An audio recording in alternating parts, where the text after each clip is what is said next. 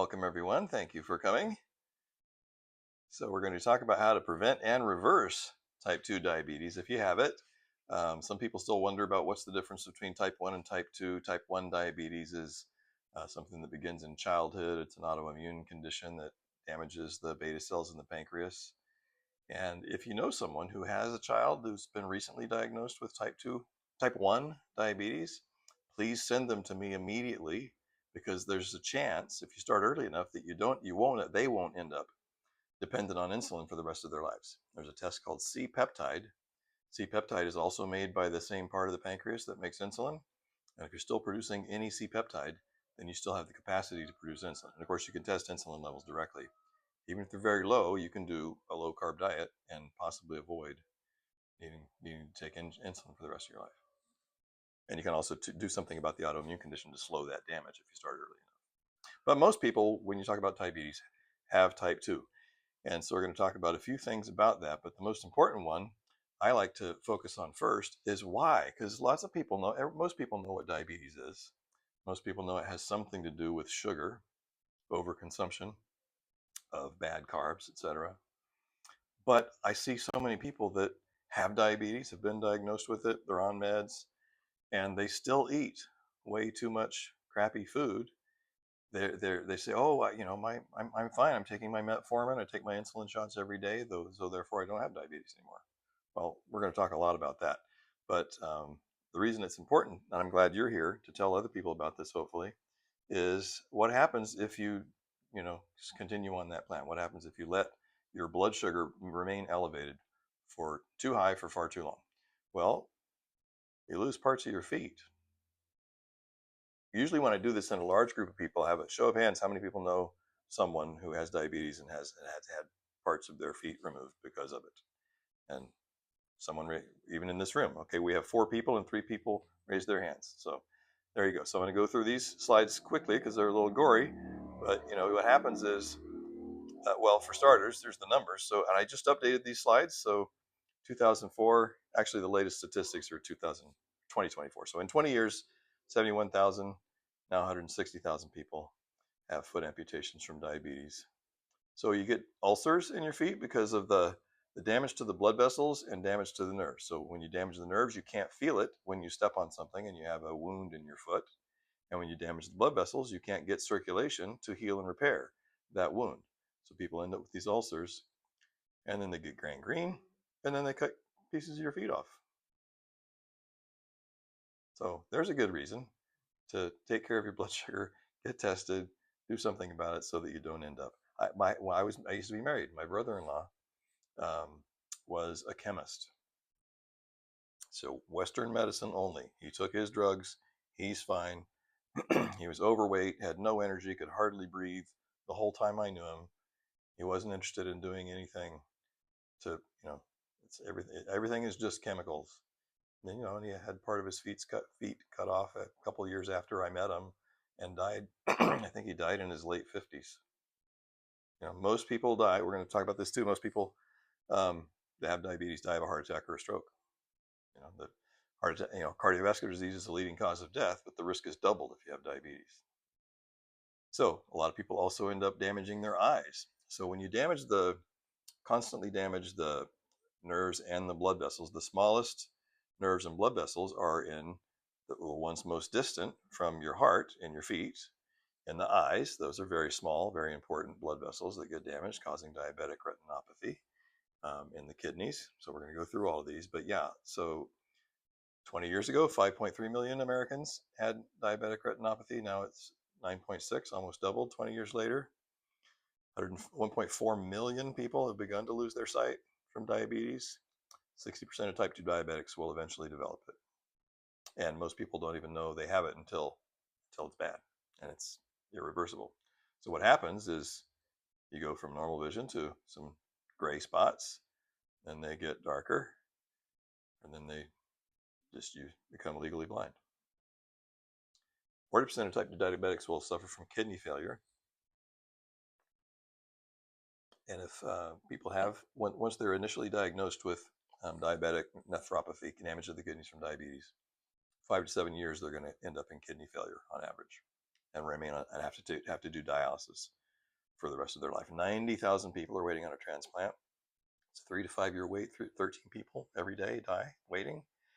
And the worst part is 30. This is new. 30% of donor kidneys are discarded because so many people have chronic kidney disease from diabetes and a few other conditions that there's not enough donors. So the need for donors outpaces the available kidneys every year. That gap gets bigger, largely because of diabetes. And dialysis is not fun. 4 hours a day, 3 times a week. 10 years ago, when I checked, it was about $23,000 a month. So that's probably doubled. It's hugely expensive to be on dialysis, as well as being no fun. And you can't eat certain foods. You can't eat potassium, which is in almost all fruits and vegetables. You have to avoid high phosphorus foods like milk, cheese, beans, nuts. You have to eat a lot of protein, which is important because you need protein to heal and repair all of your cells. But high protein diets also damage the kidneys. So you have to eat the protein to live, but it also accelerates the destruction of the kidneys. Most cats die, 2/3 of cats die from chronic kidney disease because they eat mostly protein. And some people who come to see me, when I test their blood, if their kidneys are showing signs of problems, I ask them, and sometimes they're doing, the most common one is people that are doing these really crappy protein powders like bodybuilders, and they buy that junk that said build muscle fast, and it's got stimulants and really cheap creatine and some other junk in it, and you can damage your kidneys doing that stuff. So it's fine to do protein shakes, but it doesn't replace food, and you don't want to do massive amounts of it, or it will show up as kidney damage. So, but yeah, it's a problem that you can't really eat healthy foods anymore when you're on dialysis. So that's not going to go well for very long. Can anybody guess what this problem is?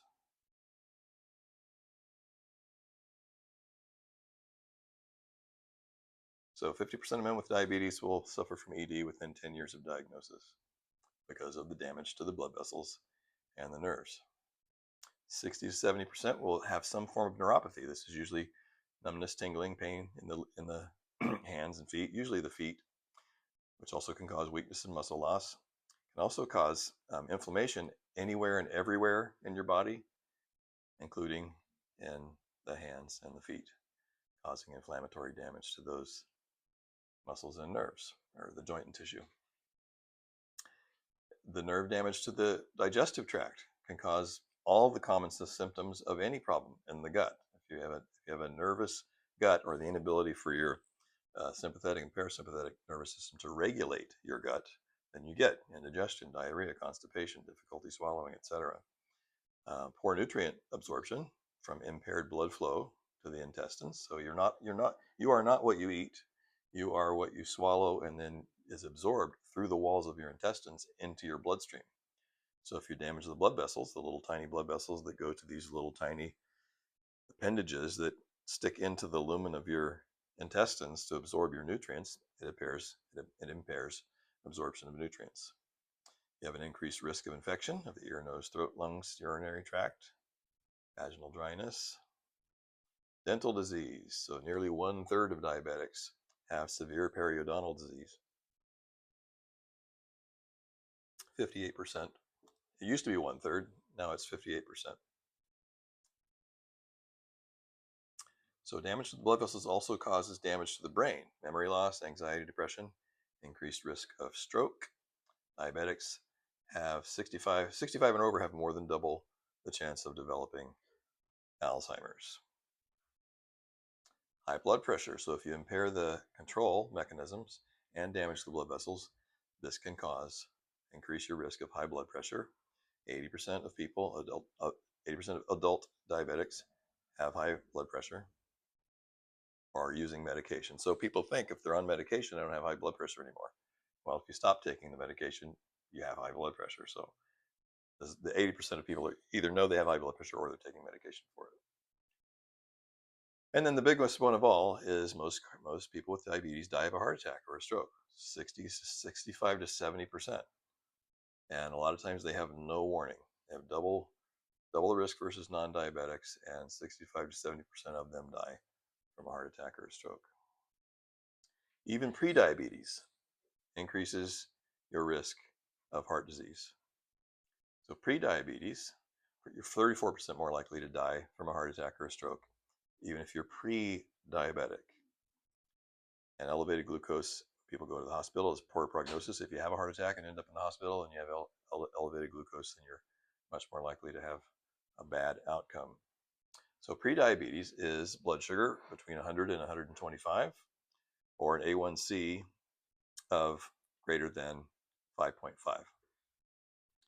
So damage to the blood vessels is occurring when your glucose, anytime your glucose is above 100. So even though you're pre-diabetic, there is still some damage. That's what those previous slides were referring to. So you're already having damage then. What the damage becomes manifest when it's consistently remains above 125.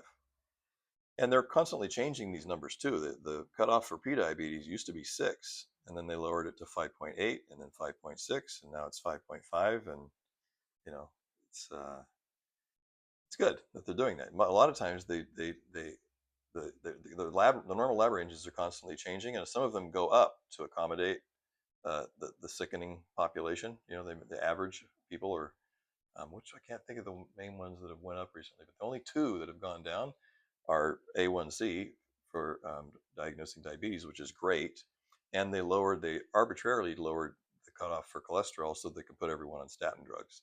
Normal total cholesterol used to be 240. They lowered it to 200, and LDL from 125 to 100 so that they can put everyone on statin drugs, which is ridiculous. So, getting an early start. 35% of the children born in 2000, if current trends carry, and this is 10 years old, will develop diabetes, and that's mostly diet and lack of exercise. There's no drug that can restore the ability of your pancreas to produce insulin properly again. And if you read the medical literature, oh, what is diabetes? Oh, it's insulin resistance. Your cells just stop responding to insulin.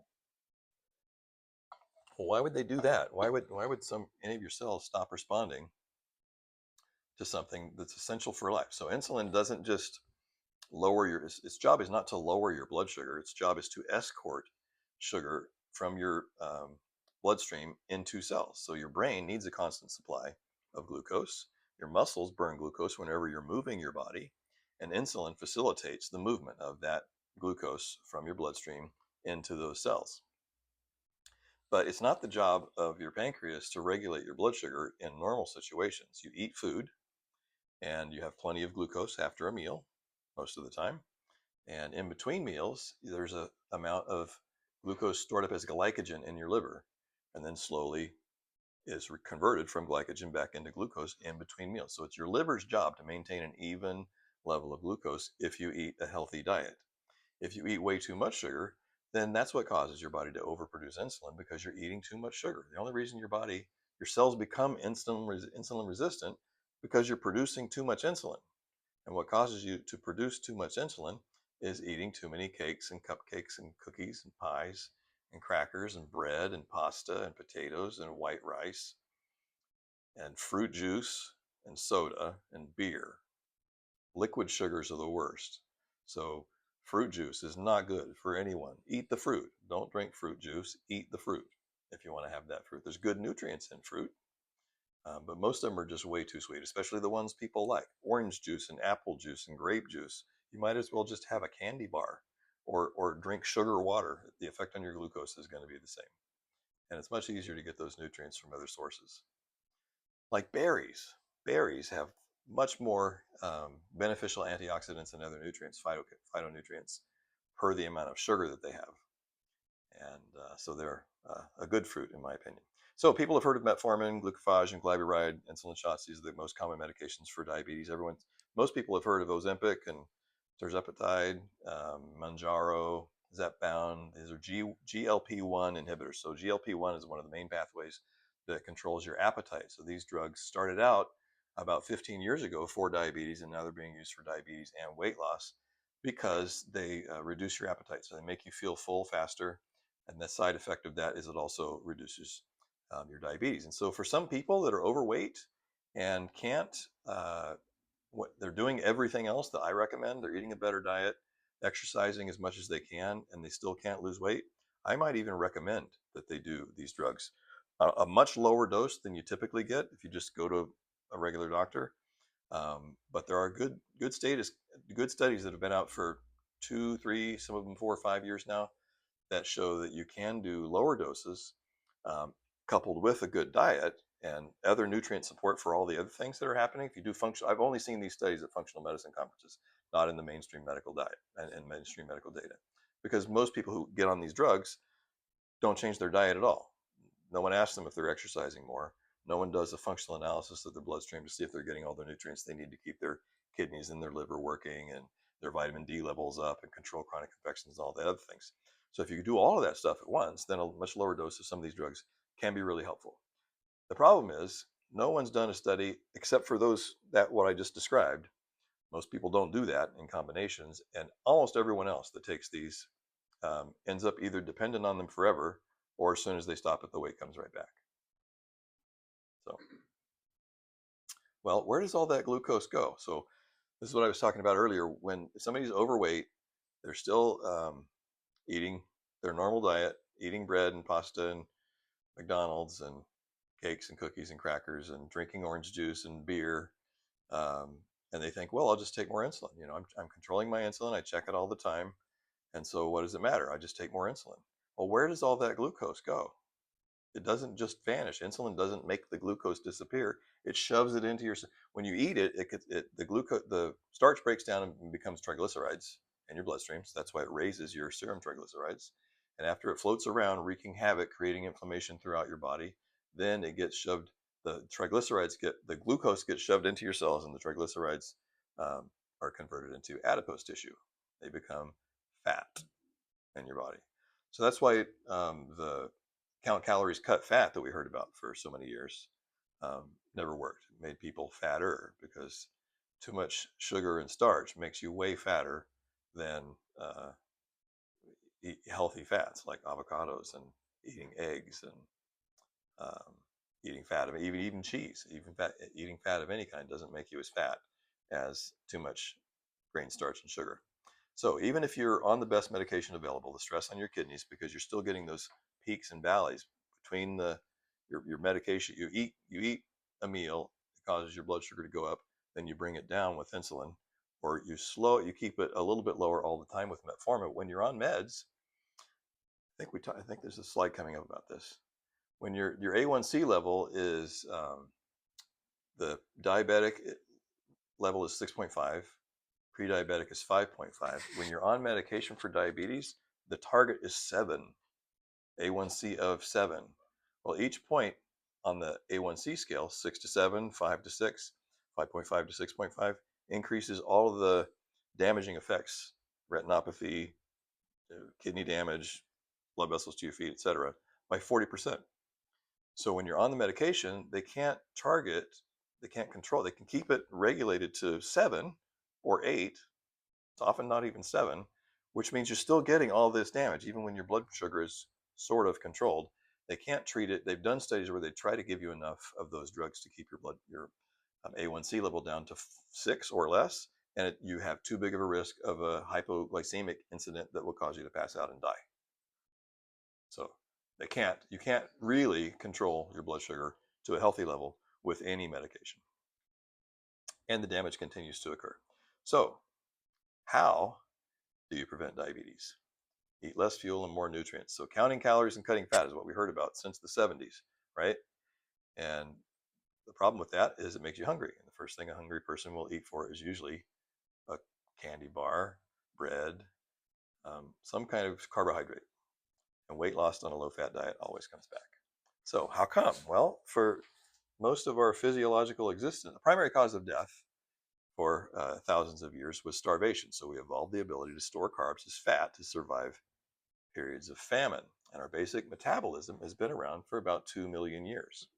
For the first 1,990,000 of those years, there were no bagels, no pancakes, no bread, no pasta, no orange juice, and no Cheerios. And then came the Industrial Revolution. Well, so how many grains do we really need? And I say grain, starch, and sugar because most people know drinking sugar is bad, drinking soda is bad. The carbohydrate in beer, sweet wine, liqueurs, and fruit juice It's just as bad as drinking soda as far as your blood sugar is concerned. Um, so that's everyone knows that's sugar, but grains, like anything that's made out of flour, so bread, pasta, cakes, cookies, crackers, anything that's made out of wheat flour or any other flour. So people say, "Oh, what about almond flour or spelt or uh, any other flour?" When you take a grain and grind it up into a powder, it's not a whole grain anymore. It's flour. So when you grind up whole grains and make whole grain bread or whole grain pasta, that has more nutrients in it than bleached flour. It has B vitamins and some minerals in it and some fiber. That's great. But as far as your blood sugar is concerned, it's exactly the same. Eating whole wheat bread is the same as eating a Snickers. As far as your blood, it's going to turn into sugar almost as fast. So, so grain, starch, and sugar. Potatoes are not a grain. Most people don't think of those as sugar, but they're almost 100% starch. So potatoes, sweet potatoes. Oh, sweet potatoes are okay, right? They're better than potatoes. Not for your blood sugar. They have beta carotene and some other good nutrients in them. That's what makes them that pretty orange color. But as far as your blood sugar is concerned, it's the same. Corn is not really a vegetable. It's just starch. So grain, starch, and sugar. Most of the time, there wasn't much of that around. We ate meat and veggies and fruit, and once we figured out how to uh, maintain cows, there's a better word for that.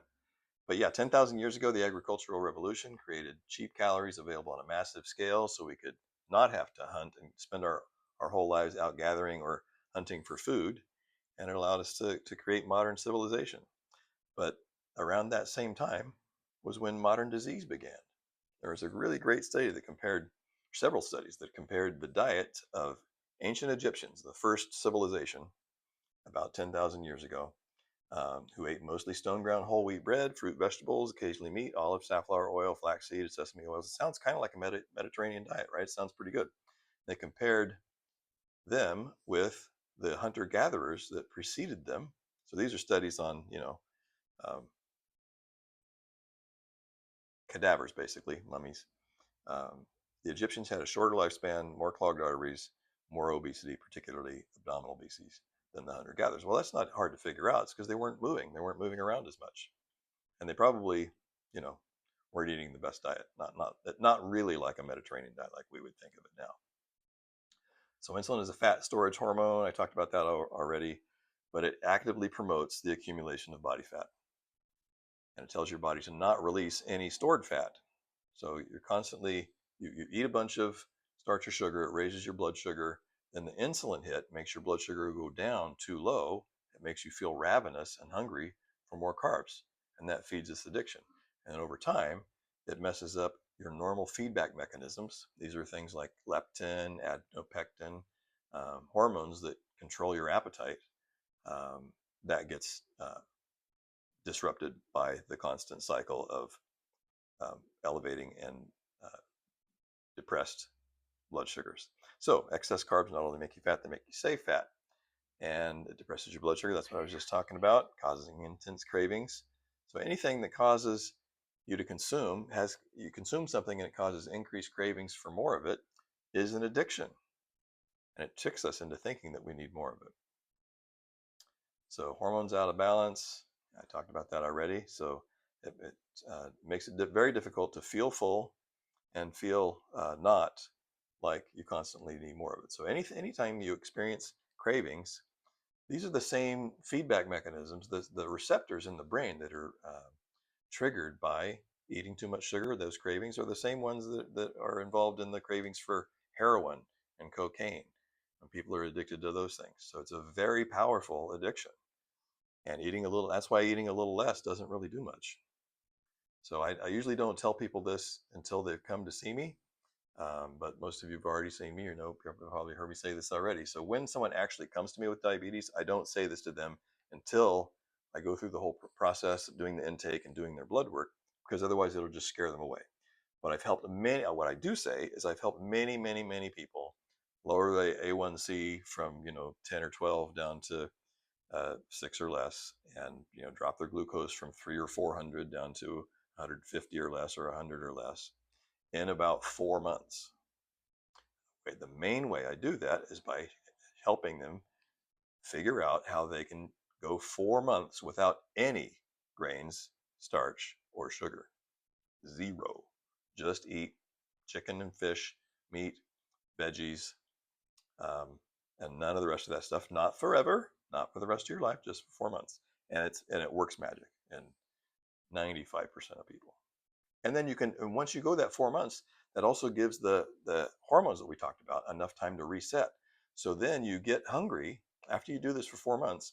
You still get hungry, but you don't get specifically hungry for a Snickers or for some kind of starch or sugar or for soda or orange juice. You just get hungry for food and you eat food, and then you can start to introduce a little bit of bread, pasta, regular, not so bad carbohydrates, and a piece of cake once in a while maybe. But then you'll usually feel it immediately. You'll feel that reactive hypoglycemia. You feel hyper when you eat the sugar, like kids do, and then you crash because you're starting to get that roller coaster ride again. And then it's much easier to regulate it. So the only way to restore the proper function is to do just what I said, temporarily eliminate it. For most people, it takes 4 months. So people have told me, oh, yeah, I tried that. Oh, yeah, I tried doing no starch for how long? Yeah, 3 weeks. It didn't do anything. Well, it wouldn't. I could have told you that.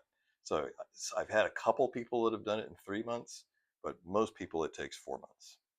And if you cheat once, you have to start over because you're depriving a pathway that's become this addiction. You're waiting. What takes the 4 months.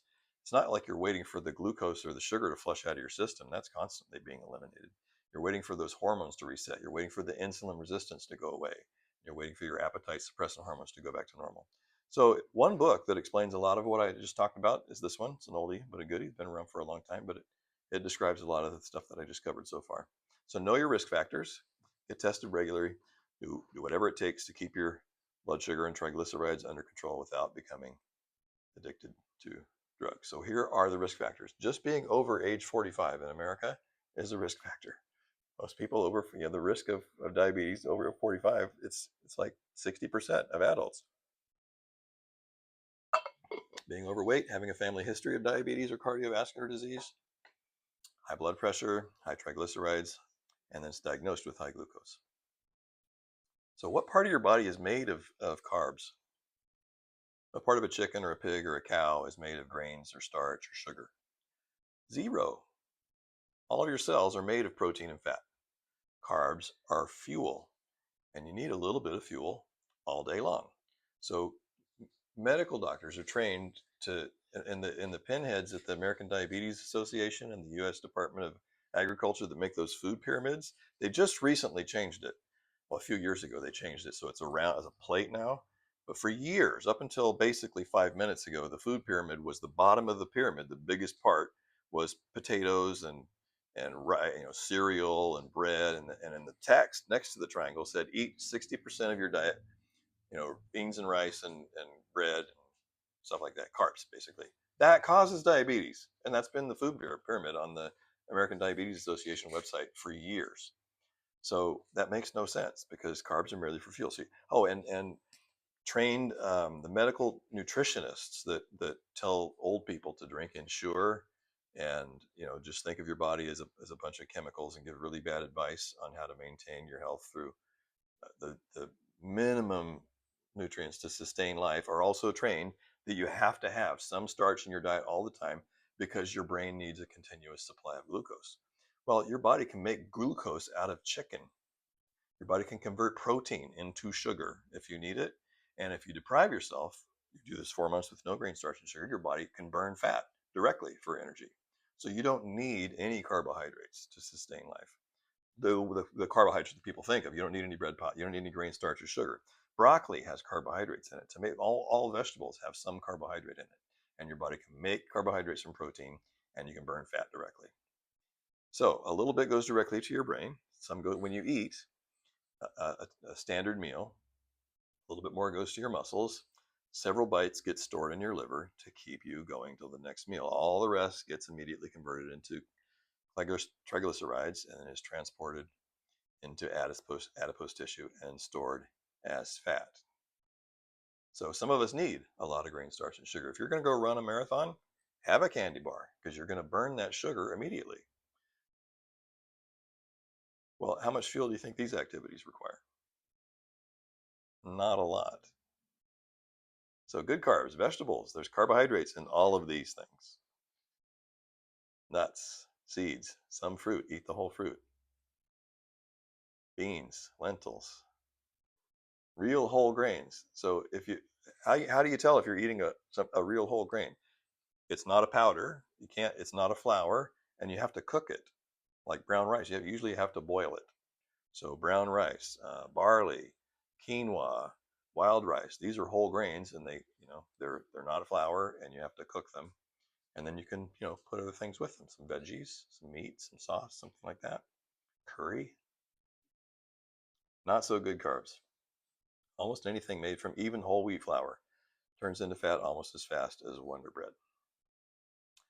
Good carbs require chewing. So yeah, anytime you mill, grind, cook, process so any kind of carbohydrate into a powder, it spikes your blood sugar almost as fast as a cookie or a piece of cake. One soda a day increases risk 85% of developing type 2 diabetes. That's probably gone up too because that's a 20-year-old statistic.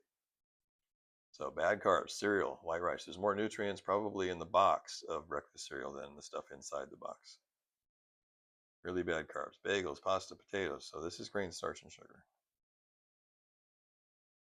When they're eaten with minimal fat, they get absorbed quickly, which spikes your blood sugar. So one way, and that's one of the major way low-fat diets make you fast. So always, if you eat some good fat with these things, then it slows the absorption of that sugar.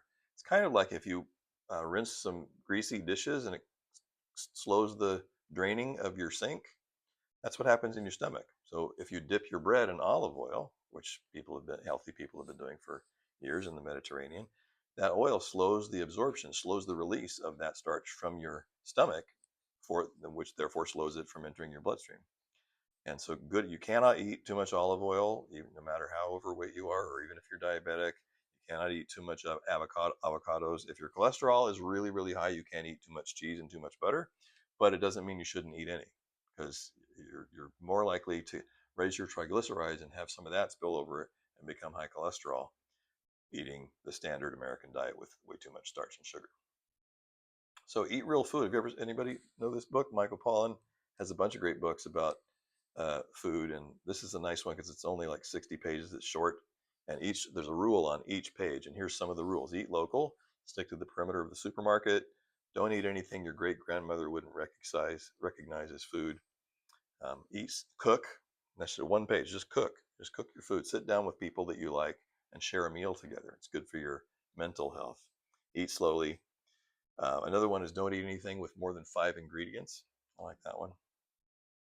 Eggs are one of the best ways to start your day. You should always start your day with protein. So most people skip breakfast altogether, or at best they'll have a coffee and a donut or some other kind of pastry. And you're always going to do much better and be healthier and live longer if you start your day with some kind of protein and fat. Eat something savory for breakfast. And the most popular thing that's not garbage is eggs. So most of the stuff that most of Americans eat for breakfast, pancakes, waffles, a little bit of bacon is fine, but not. It's pretty greasy. It's going to raise your cholesterol if you eat a lot of it every day. The sausage that people in America cook for breakfast is disgusting. I mean, you can get really good sausage, that people usually eat for dinner, lunch or dinner. Polish sausage, Italian sausage, French sausage, salami, all those sliced things. They're lean and delicious, but that's greasy stuff that people serve for breakfast is frightening. But eggs are an excellent way to start the day. Will not raise your cholesterol to eat 2 eggs a day. That's completely been disproven. This is what I used to eat. I always had reactive hypoglycemia. When I was a kid, I ate whatever sugar was available. My mom fed me ho-hos and ding-dongs and Twinkies. I could eat a whole bag of cookies, no problem. All my molars were filled by the time I was like 10 or 12 years old, and I was always skinny. In 7th grade, I wrestled at 72 pounds. In 8th grade, I wrestled at 80 pounds. Took second in the city. But I never got fat, and all my teeth were already filled, so why not eat as much sugar as possible? I would lick chocolate syrup from a bowl like a cat. And when I was in high school, I started falling asleep in class all the time. And I went to my chiropractor and I said, I'm falling asleep in class all the time. And he says, how much sugar do you eat? And I said, how much you got? And he says, the more you eat, the tighter you feel. I said, well, maybe. And he was the first one to explain to me that peak and crash, peak and crash. If you eat too much sugar, you get a little bit of energy while that sugar, when you have that sugar spike, but that lasts, I'm going to show there's a big graph of that coming up. That lasts only for about a half hour, 45 minutes. And then you get the insulin hit and it brings your blood sugar down too low. And so I just quit eating sugar and felt amazing. But partly because of that, I would cook oatmeal, the whole oats, Quaker oats, put them in half unsweetened almond milk, half water, boil it, throw the oats in, turn the heat off immediately, and just put the lid on it and just let it soak up the warm water. So basically barely cooked. It was definitely al dente, still a lot of chewing involved. Just that with fresh blueberries would raise my blood sugar to 160. So I quit eating that. I don't like eggs. I wish I liked eggs. I tell everyone else to eat eggs. I can't stand the taste of them. So I eat tinned fish. I eat sardines and salmon and tuna and fish a lot of times for breakfast. Or this, Polish breakfast. I was married to a Polish woman. They eat ham and cheese and sauerkraut and tomatoes and pickles for breakfast. You have to check. You have to make sure that the salt could be a problem for some people if you have high blood pressure. They can be, so that's like the ham. So at Trader Joe's, the main thing is the nitrates. So you can get nitrate-free sandwich meats, ham, pastrami, turkey at Trader Joe's and health food stores. That's the main one. So savory breakfast. Eat something, with vegetables and fat and protein for breakfast. And the best way is to just eat a big salad. Somebody says, "Oh well, a salad isn't a meal. I can't get full on a salad." Well, make a salad for 4 people and then eat it, and then you will be full. But also, people often, I think that people who don't like salads have just never had a good one, because most people's idea of a salad is you take dry lettuce, put it in a bowl, and pour goop on it from a jar, which is just disgusting. So the best way to make any salad is whatever greens you're going to do, toss them in olive oil and lemon or balsamic vinegar first, and coat the leaves evenly. And the easiest way to do that is just with your hands. I just put it in. I have a big bowl. Throw the stuff in, drizzle some olive oil, either lemon or vinegar, and just get a paper towel ready and just toss it with your hands. It's really fast. If you do it with whatever the spoons and fork and thing, it's just a mess. If you do it with your hands, it's really quick. Wipe the oil off, done. And then add whatever else you're going to add. Oh, it's also really nice to infuse your olive oil with rosemary and pepper. Flavored olive oils are pretty popular now, so most people know about that. But then, add whatever other stuff that you want. Don't toss your salad, because then all this stuff just ends up on the bottom. Toss the leaves first, put everything else on top, and then drizzle a little more oil on that. And there's the mixed greens, some cashews, a little feta, tomatoes. I love tomato. It's really simple salad that I love is just, but a lot of people can't eat tomatoes or for whatever reason, but just greens with tomatoes, any kind of cheese, and Kalamata olives, I think is delicious. A little bit of avocado. So just some ideas. Stuff yourself with vegetables. Oops. Cauliflower, bean sprouts from farmer's market. This is from Cafe Fiore. You can get good salads in restaurants. You know which restaurants? So the Cafe Fiore downtown. This is a salmon salad. It's got a little barley. It's really filling. Some calamatas, tomatoes, mixed greens, arugula, caprese, piece of tuna, asparagus and cauliflower. Sometimes I'll just make some shrimp and put some kind of curry sauce or some other kind of sauce on it with some broccoli. Yum. This is what I had for Thanksgiving one year. A little bit of turkey because it was Thanksgiving, a little bit of sweet potato, and a huge piece of prime rib. So glucose bind. What is hemoglobin A1C? Everyone's heard of has anyone not heard of the A1C test? So what does that come from? Well, your glucose binds to hemoglobin, the same molecule that carries the oxygen to all your cells. And your red blood cells live about 3 months. So it is some of that sugar in your blood. Every time you eat any kind of starch that becomes glucose, some of that glucose gets stuck to your red blood cells. And so when they measure that, it's a direct average of your blood sugar for about for about a 3-month period. So you can if you go get your blood done, and we're going to test your fasting glucose and your A1C. Well, your glucose is going to reflect whatever you ate the day before and how well your body's able to manage that glucose. So it's an important test. But we also do the A1C because that's a measure of average of your glucose, peaks and valleys after the meals, in between meals. It all averages out and directly correlates with um, your average glucose over about a 2 or 3 month period. So you could have ice cream on the way to the lab or not have any starch and sugar for 2 weeks before it. It's going to be the same because it's an average over 3 months. That predicts your risk. Every point drop in A1C reduces your risk of all these complications by 40%. The normal is 4 to 5.6, 5.5 now. But medical management, as I said before, only gets it down to 7% because it dramatically increases your risk of hypoglycemia, which could be fatal, drug-induced hypoglycemia. So anyway, you can even get, everyone knows that you have glucose meters that you can check your glucose on your own. Well, you can also get a self-check that looks kind of the same to test your A1C. I think it's about, last time I looked, it was like $30 for 2. It usually comes with 2 tests. So you can test your own A1C level at home if you don't have an easy way to get your blood done. And a lot of people have heard about the glycemic index of different foods, which is not really that helpful because it measures the peak and duration of elevated glucose in an average person. And everyone's different. Everyone is affected differently by different foods. So the best way is to check your own glucose, even if you're not diabetic. I've often encouraged people, because you can get a glucose meter for $20 and you can get a couple of months worth of, 50, usually come in jars of 50 strips for 20 or $30 on Amazon. And the clicker, the little thing that you make the hole with, you don't use those ones the single-use ones that you break off. Those hurt.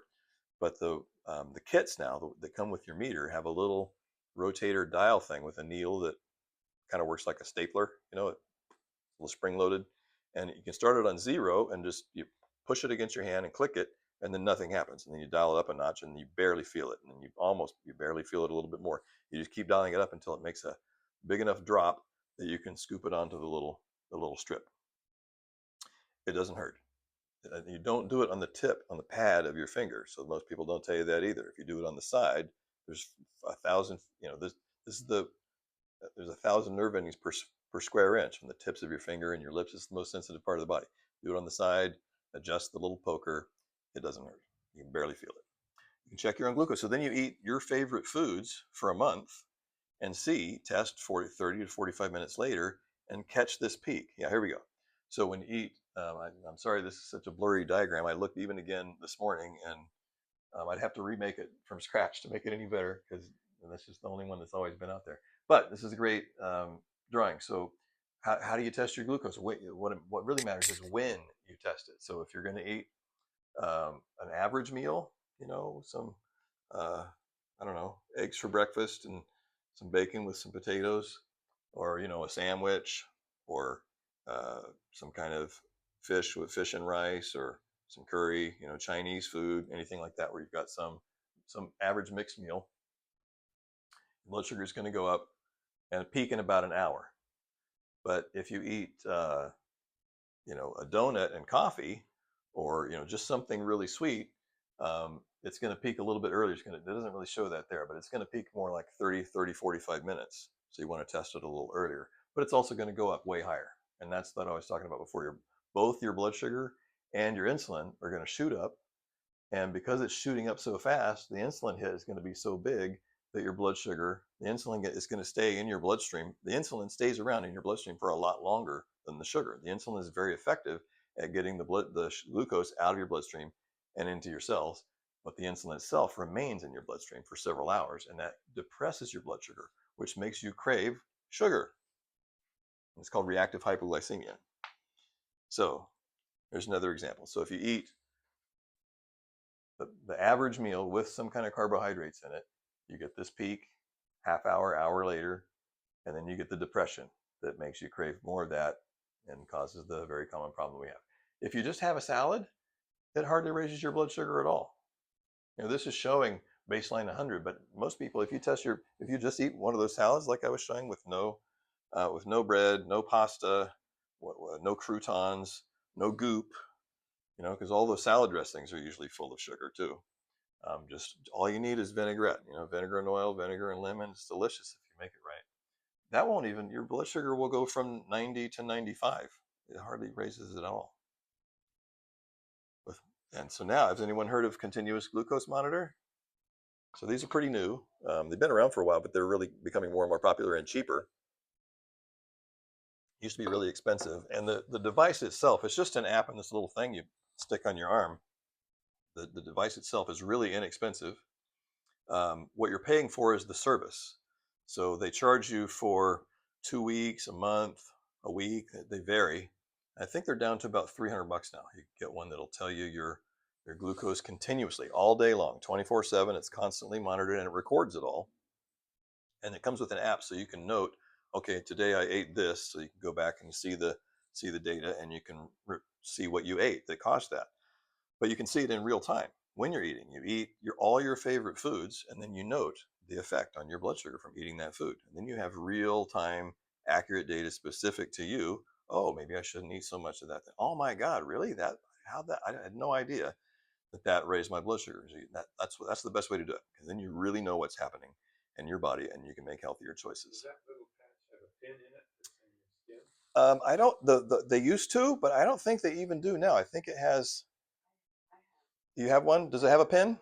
It's not a pin exactly. It's like little. Tiny microfiber. Yeah, it's like the fiber itself is just sort of pokey. It feels more like sandpaper, I think. And that's what connects to the. Right. Yeah, that's what makes the test work. So Yeah. Does it hurt? No. Yeah, that's what I've heard. It mainly feels like a spiky piece of sandpaper stick on there, and then you feel that for a while, but then after a while you don't even notice it. So there's lots of other things you can do to prevent the health challenges that make diabetes even worse. So if you have low thyroid, that's going to make everything sluggish. If you have heavy metal toxicities, that makes diabetes way worse. Fibromyalgia or bowel syndrome, anything that produces inflammation in your body is going to make diabetes worse. Diabetes itself makes these things worse. It goes, in a vicious circle. Any kind of mood disorder, Alzheimer's, Parkinson's disease, heart disease, and high cholesterol and high blood pressure all make diabetes worse. Diabetes makes you more likely to have heart disease, high cholesterol, and high blood pressure. So functional medicine, like I do in my office, instead of just going to Quest or LabCorp and getting a dozen tests done, most doctors, if you go in for your annual physical, will test your glucose, not your A1C, unless they suspect you have diabetes. Glucose, electrolyte panel, your protein, kidney function, liver function. Usually that's it. They might do TSH if you're a woman for thyroid. They might do a CBC if they think you have a cold or a flu, or might have something else going on. But usually very few tests. So I do a 55-point panel, like you see on the left here. And in addition to the standard medical range, which is the far right, that far right column of numbers is the same numbers that are on LabCorp or Quest form, directly from the lab. And then the second range of numbers there is the narrower healthy range. This is what normal human physiology looks like. This is what your blood work looks like when you're in your 20s and everything's working perfectly. And then also, instead of just saying, okay, your chloride's low, so it's flagged. Well, on this form, anything that's outside the broad medical range means you need medical care today will be in red on my form, or blue if it's way out of range, code blue, it'll be blue. But more importantly, all these yellows are things that are outside the healthy range. So these are things where normal physiology is impaired. And if you address all of these things at the same time, then your body can heal and repair itself. So most doctors never look at the yellows, and most people go to their doctor with this broad medical range. And if you're just inside that range, they say you're fine, and people think that means you're healthy. They're not even looking to see if you're healthy. They're looking to see if you need medical care today. If you don't need medical care today, get out of here. Come back when you need a prescription or another test or a referral to a specialist. They're not even looking to see if you're healthy. You have to do this to see if you're healthy. Heavy metals are really, really important. I recommend that. I don't do it on everyone because some people have different priorities, but I recommend it for everyone at some point to get tested for heavy metals because they're unavoidable. We're all exposed to arsenic, lead, cadmium, uranium, the big five: aluminum, arsenic, cadmium, lead, mercury, and uranium. Those are the worst ones, and they're unavoidable. They're in the air. They're in the water. They're in the pesticides and fertilizers that are sprayed on fields all around here. Um, so yeah, you don't know what you've been exposed to unless you test. And when we do test, then we can recommend some specific ways that will work best for you to slowly, safely flush those things out. Not with a weekend liver cleanse or an annual detox. Some of those things are really dangerous. You don't need to your liver is the detoxer. You don't need to detox your liver. You need to support your liver so it can flush out the toxins in your body. And there's some other ways to do that. This is another great test if you're diabetic. Said it a few times. Your main risk, your most likely cause of death is going to be heart disease.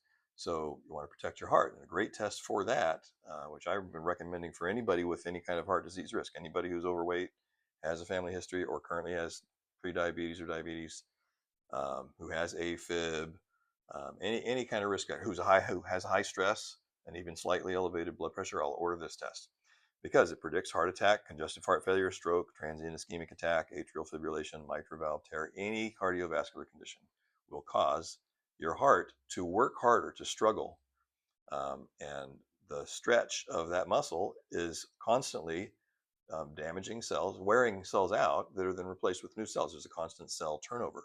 So this peptide is a protein fragment that enters your bloodstream when cardiac muscle breaks down, and it's a feedback loop between your heart and your kidneys. So there's always a normal amount in your bloodstream. The medical normal range is 100. The healthy range is 40 or less. And if you have excess stress on your heart, then it will go up above 100. I've seen it 200, 500, 1200. And they only usually test it if you show up in the hospital and press the I have chest pain button, then they'll check your troponins and BNP to see if you're having a heart attack right now, and to distinguish a heart attack from anything else that could cause shortness of breath or disorientation, like various drugs, certain conditions. But that's usually the only time they do it. Or if you go to a cardiologist and you're old and you have congestive heart failure is one of the most common causes of normal, quote unquote, normal causes of death. You get older, your heart wears out. Fluid backs up into your ankles and into your lungs. And they give you diuretics and pump your lungs every once in a while. And then and they tell you, enjoy the rest of your life and wait till your heart wears out and you die in your sleep, hopefully. But people who are in, advanced congestive heart failure can reverse it and live years longer and get their energy back just by taking coenzyme Q10. This is the other reason they don't do this test, because there's no drug. If it's elevated, there's no drug to fix it. They just say, well, okay, now we know there's stress on your heart. Come back when you have a heart attack. Because what you fix it with is coenzyme Q10, and sometimes massive amounts. The normal dose of CoQ10 is 100 milligrams. I have people who are on it 200 or 300 milligrams for the rest of their life to keep their BNP under control. And so the people that you hear that will suddenly drop dead, out jogging, otherwise fit and healthy, or athletes drop dead on the basketball court, if you would test those people a couple of months before that, their BNP would be elevated, and you could save their life. So here's an example of a 56-year-old female that came in with diabetes. Her glucose was 309, her A1C was almost 12, her triglycerides were 345. She had decreased appetite, some vision loss, memory loss, diarrhea, abdominal pain, and a lot of fatigue. 3 months later, this is the nutrients I put her on, a bunch of nutrients. She had I tested her heavy metals. The chlorella and the chromium are some of the things to take to help flush out the heavy metals. Gymnema helps control sugar cravings. Vanadil. So there's a bunch of supplements that have been tried for years: cinnamon, Vanadil, some other ones, chromium, for diabetes. And I don't use those so much anymore, but there are some better ones now. But really, the way to reverse diabetes is to cut out the starch and sugar for 4 months. And when you do those tests, this isn't on the slides. I usually mention it when I show you those tests. So anytime when you're using the continuous glucose monitor or just a regular monitor at home, when your blood sugar is elevated, go for a walk and then come back and test it. So you can lower your blood sugar dramatically just by moving your body, because muscles burn that sugar immediately. So if you're having a panic and you have a high reading, just go out and exercise and it'll bring it right down. So without doing any of that, This woman dropped her glucose from 309 to 109. A1C from 11 point, dropped, cut it in half. Triglycerides, almost a third. And diabetes itself is one of many chronic diseases that break down healing and repair mechanisms. So if you do the thing I was talking about before, it always works better to check what's happening in every organ and system of your body, support all of them at the same time, and then take things away one at a time as you improve. Here's another case study. This is one of my favorite patients. A 36-year-old woman came in with all of these symptoms: low back pain, depression, constipation, dizziness, cold hands and feet, leg cramps at night, bruising, numbness, indigestion, menopausal symptoms, balance off, craving starch and sugar, diarrhea, nausea, gas, bloating, bad breath, bitter taste in the mouth, motion sickness, losing bladder control. After 8 weeks of, well, I'll show you on the next slide, all of those symptoms were gone. And these weren't even all of her symptoms. She had several other symptoms that were 50 to 70% better. Oh, I guess I didn't show her what I gave her. It was similar. Same idea, like help restore any nutrient deficiencies that show up on the test, make sure they're getting adequate protein, adequate vitamin D, treating any chronic infections that show up as a low white cell count and other differentials on the white cell differential count. Treating low thyroid, which is very common, and helping flush out heavy metals. Those are the things that come up over and over and over again. And then there's a million other things that are just different for everybody. But those are basically what I did for her. Similar type of program. So diagnostic testing for earlier signs of subclinical stress, meaning you go to the doctor, he says your heart's fine, your liver's fine, your kidney's fine, your pancreas is fine. Well, subclinical signs, when it shows up as the yellow on those tests.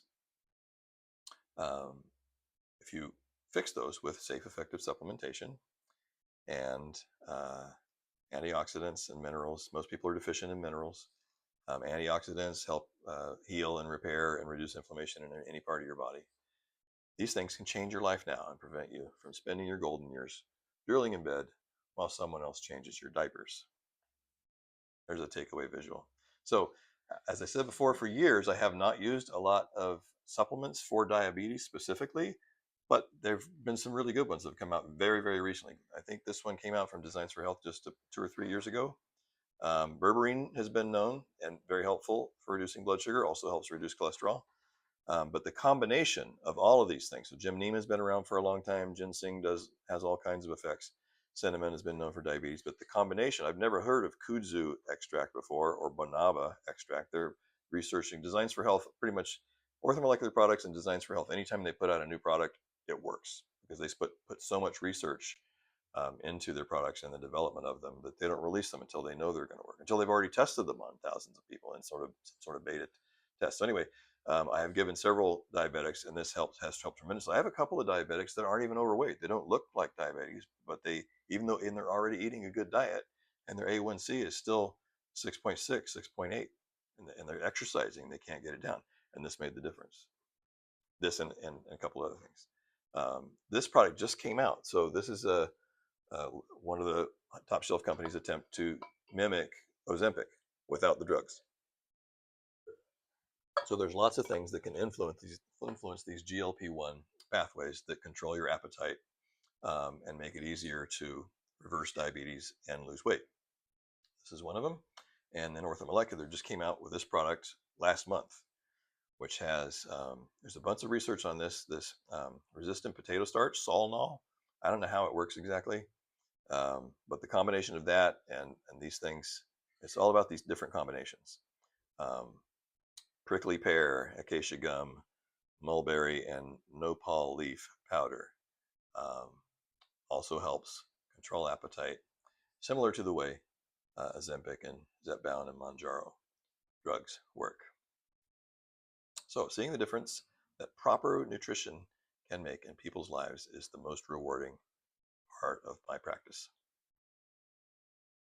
Any questions? Yeah, one of my favorite breakfasts is like Trader Joe's toasted oatmeal, not cooked, with nuts